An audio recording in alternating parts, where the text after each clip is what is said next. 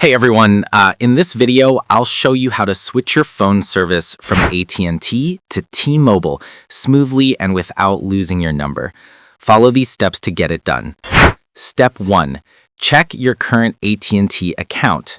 Make sure your AT&T account is active and that your phone number is eligible for transfer.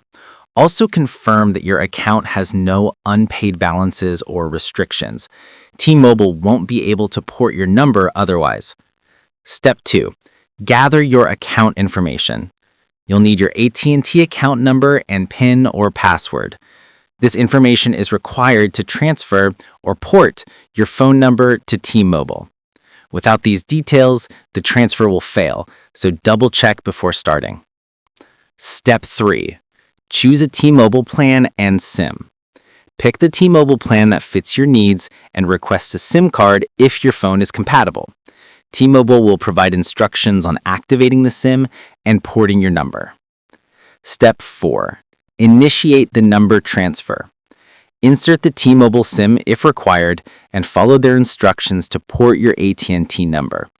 This can take a few minutes to a few hours depending on account verification. Step 5. Confirm the transfer and cancel AT&T service. Once your number works on T-Mobile, check calls, texts, and data.